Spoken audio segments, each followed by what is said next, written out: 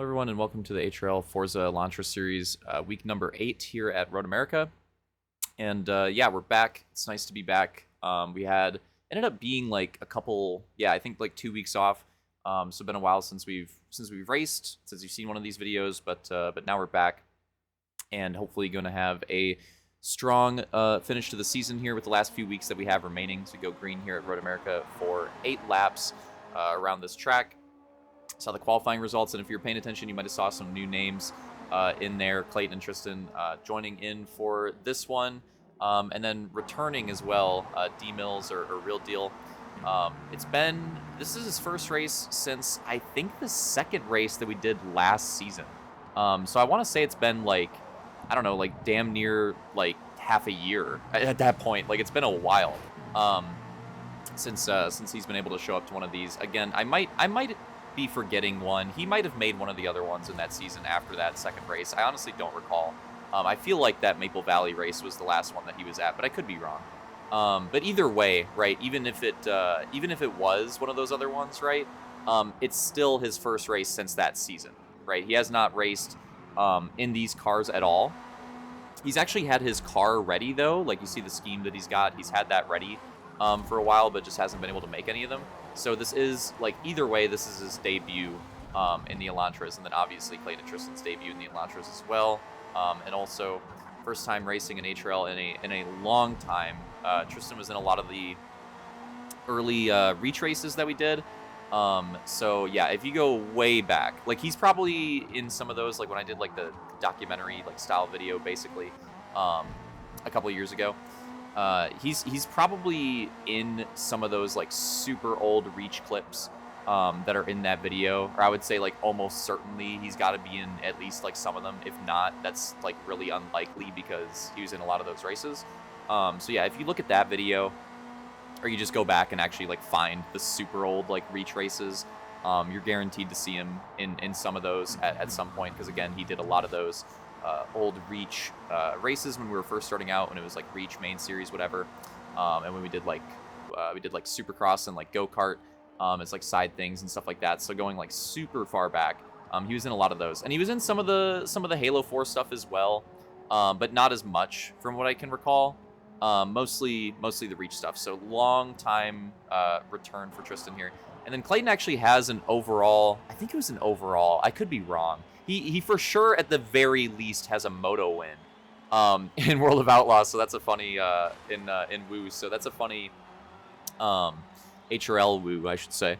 But that's a funny stat for you. So if you didn't know that, Clayton's barely raced.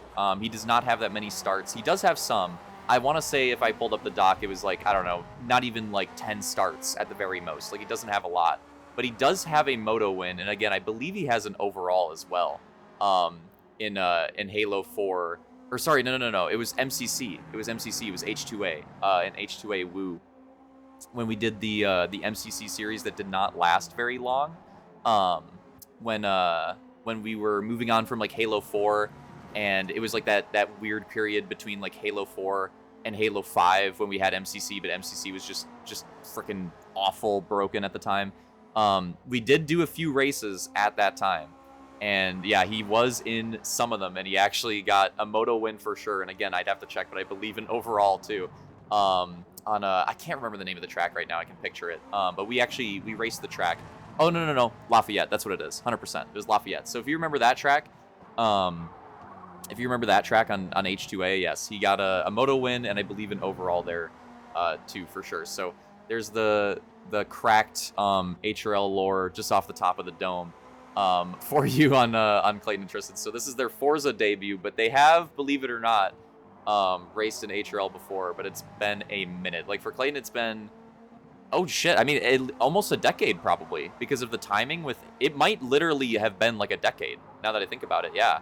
Because that whatever race he did, I mean, that had to be around summertime 2015, so that's fucking insane. That's insane. I believe this is like a decade since he's done a race, unless there was one in between that I just don't remember, which maybe. But either way, a decade since he's won, at the very least. That's wild. And then Tristan, again, like Tristan, he might be like past a decade because again, I remember him doing a lot of Reach and maybe a little bit of Halo 4, but I don't really remember him doing many of the races when it was like Halo 5 time period and stuff like that. So for him, it's probably like over a decade. So yeah, so like seeing their names in the lobby, especially on like Forza 2 randomly, is just like kind of crazy, and pretty wild after all this time. So yeah, shout out to them for showing up for this night. And yeah, so obviously like Real Deal had some good results when he did race last season. But again, it was only like a couple starts for him. I'm actually gonna pull it up and like look it up right now because I'm curious on it. Because I kind of want to see it myself. But yeah, so I think he actually likes doing the Forza stuff. It's more so just like a timing thing with how it works out with him, with his work and everything. But I think when he actually like gets to do it, I think he enjoys doing the Forza races and stuff and stuff like that. And I gotta say, I really like his scheme too. Funnily enough, him and Detail have kind of like a similar. They don't look that similar, but I feel like they have kind of a similar like vibe on their schemes that they have for their cars because they both have like the game specific scheme. Yeah, I just looked it up. Yeah, he had two starts in the MX-5s, and yes, it was Daytona and Maple Valley. Yep, so it was those first two. Okay, just making sure. But yeah, I feel like they kind of have like a similar vibe on their cars. Again, they don't look that similar, but like the game-based scheme, like obviously Detail is very focused around the finals, and Real Deal's is like the Gears themed car. But yeah, they both have like that similar like vibe on their car, and I like both their cars quite a bit. Real Deal's actually kind of like reminds me of like a Ramda car actually, with like the scheme on it and the colors and everything. The sponsors are a little different, but just like the look of it is like that's something that he would do. That I would think of. But anyways, I want to talk about these two schemes quick as well. Matt and Luke up front running the Wisconsin-themed schemes for the Road America race too. So I have those themed ones on for this particular race with all the like local sponsors and shit. So that's kind of a fun thing to do for this race and having a good show for them right now. Good battle for the lead right now. They have a pretty good gap over Opix and Real Deal, who are actually like pretty close with each other. If you take a look at the interval there, right now it's Matt, Luke, then Opix, Real Deal. But again, Opix, Real Deal are really close. I think that might be a battle starting shortly. And then a decent gap back to Detail, and then Detail has a pretty big advantage over Clayton and Tristan, who have been kind of like cheesing each other a bit. We'll see if they get back together and start battling again, because they're kind of having fun with that for a bit. So we'll keep an eye on that one, see if they end up doing that. But yeah, getting closing in on halfway through the race, need to complete this lap for it. But again, this track, 8-lap race, and you see that initially, and it's like, well, that seems pretty short, but it is not short. The lap times, I mean, you saw the qual times. The pole time was like a 2:24. A 2:24 was the pole time. So, and a lot of these guys were running like 2.5-minute laps. So, yeah, the lap times. This track is huge. The lap times are super long. So an 8-lap race is actually like a very long race. It is not short compared to like the other races that we ran this season at all. Not even close. 8 laps of this track takes a very long time. Also because of the pit stop as well. Like the different tracks have different lengths of the pits, and pitting on certain tracks is a lot quicker than others, and then obviously on others it's a lot longer. And this is one where it's a bit longer. It feels like you're in the pits for quite a while when you go for your stop on this track. So that's one of the things to keep in mind too when you go for your pit. To keep in mind with the pit strategy is that like you get that massive gap, right? So if you go for your pit, you're almost like hopefully like guaranteed to get some clean air. And because of like how long you're in that pit, like you should separate from everybody. And that could potentially like benefit you. So that's something to think about with the strategy in this one. Kink is really tough. That turn right there, the kink, very tough in these cars. I've seen a few people go off there, and we'll probably see that more throughout the night. And it's not that surprising because these cars, it's weird. Like these cars generally, I feel like turn pretty well. And it's weird because like on when we race like Homestead, for example, right?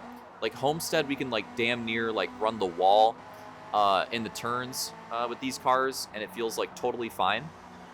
And it feels like you can do it like very easily, and not feel like too much at risk of like slamming into the wall or anything. Maybe it has something to do with like the speeds or whatever.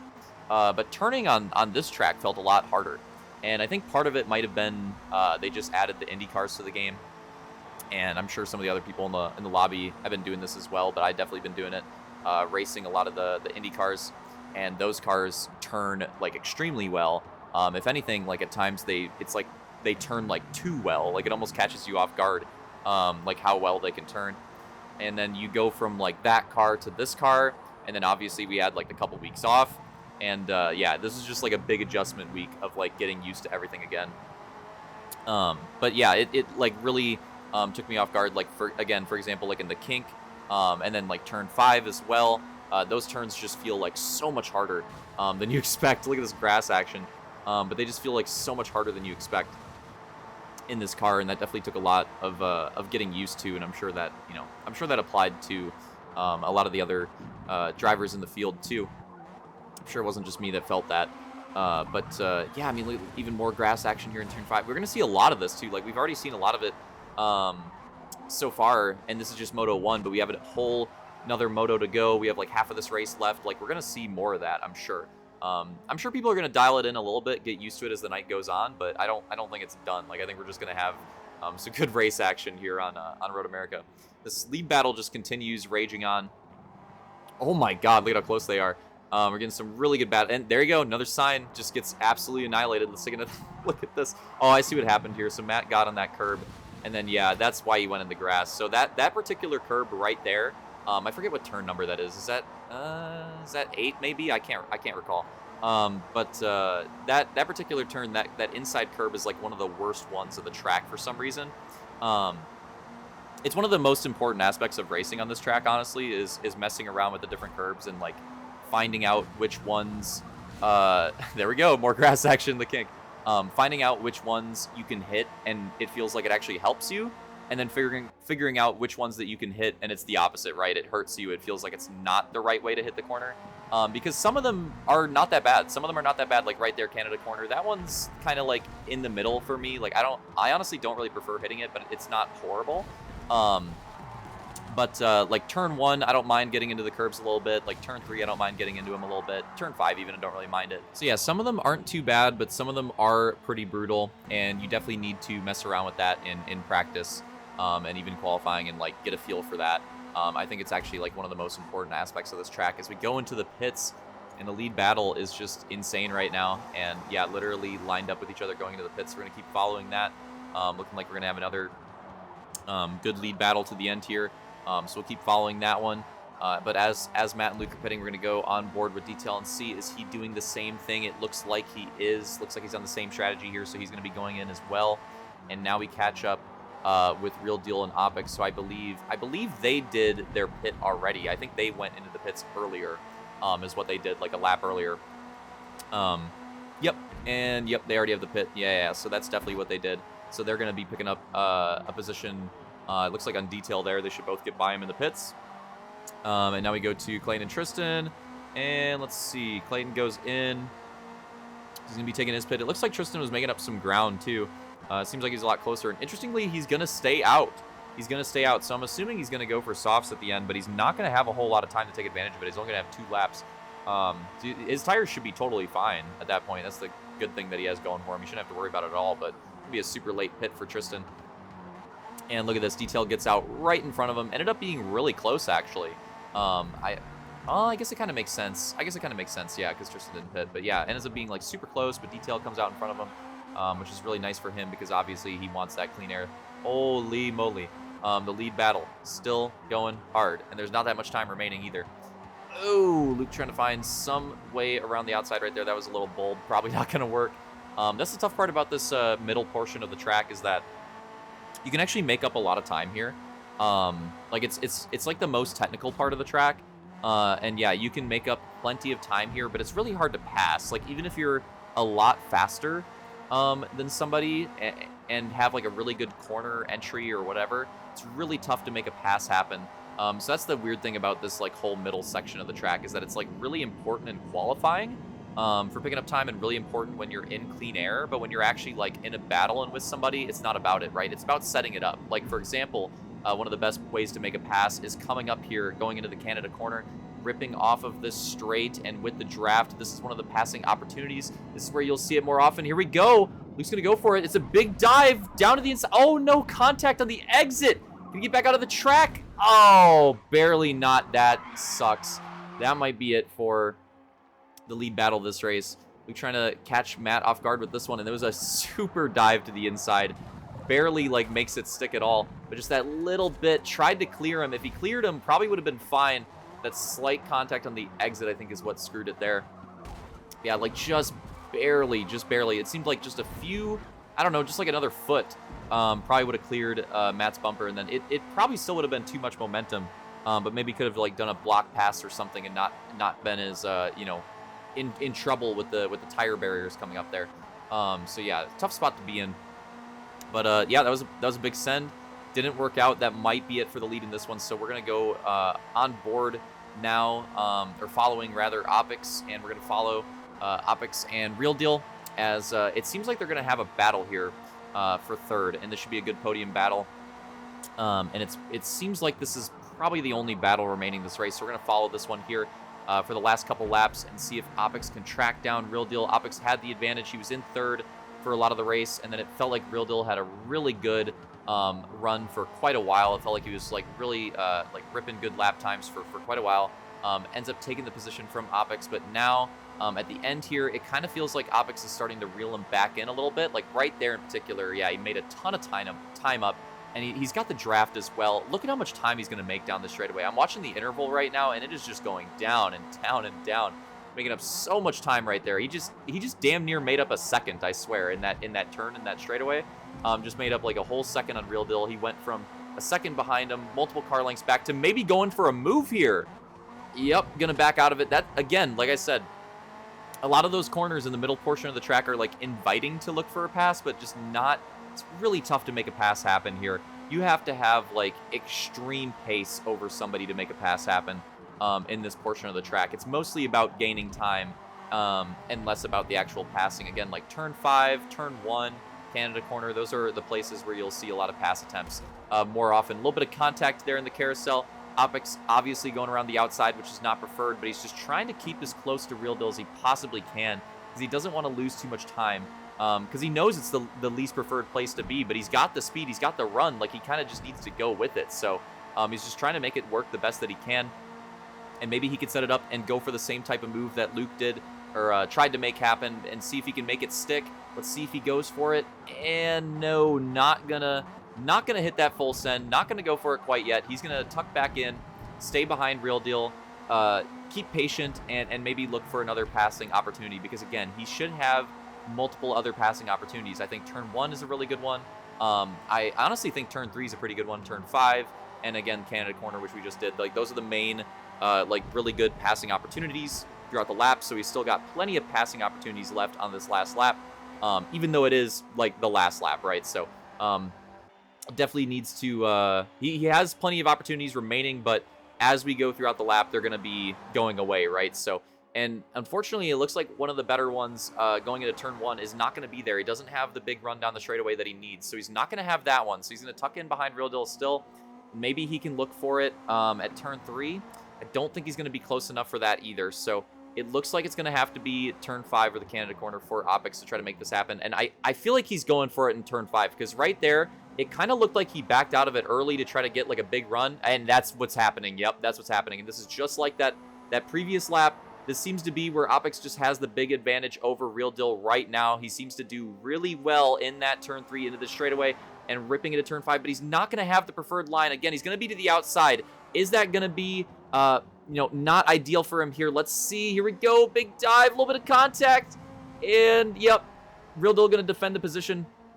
Really hard racing right there. You see this? Real Deal hitting the apex, and you could tell, I think he was trying to rip and trying to turn as hard as he possibly could, but I think he got on the gas like a little early and quite wasn't able to get it over as quickly as he wanted to. But Opix is not giving up. He's not giving up. He's fighting back. But again, not the preferred place to be right here. So he's going to tuck back in. And again, like realistically, he's going to have one, maybe two more passing opportunities throughout the rest of this lap. So he had a good one there with turn 5, but again, it was unfortunate that he just was not able to get on the left side, right? Like, he wanted to be on the left side. He wasn't able to get there, so he wasn't able to carry the momentum as well as he wanted to. Real Deal was able to defend the position, and that was always going to be tough, because even if Real Deal was a little nicer on the exit, he probably still would have stayed side by side with Opix.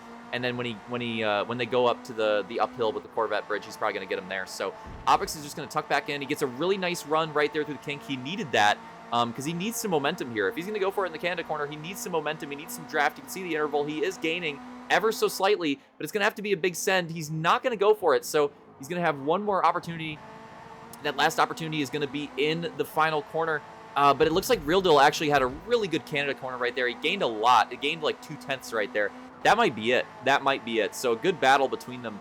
Yeah, making it really exciting in the last few laps. But yeah, in the end, it looks like Real Deal will be able to hold on. You can tell Opix going as hard as he possibly could right there in the final corner, trying to make something happen, but not able to get there.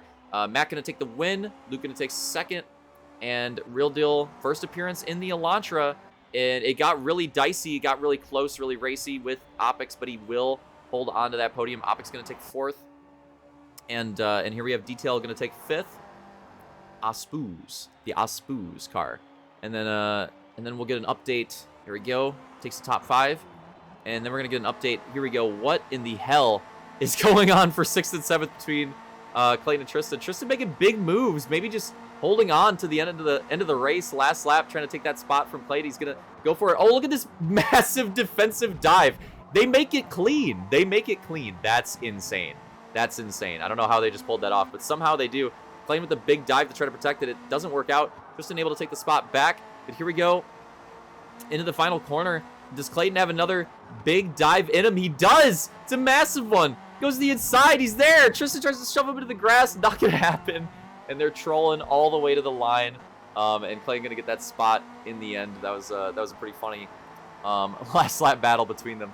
I think they're so far back. They're just having fun with it at this point. But yeah, so Clayton will take the spot. Tristan going to take 7th. That was a trolly end. Love to see that, though. That was hilarious, looking back at it. And yeah, Matt going to take another Moto win.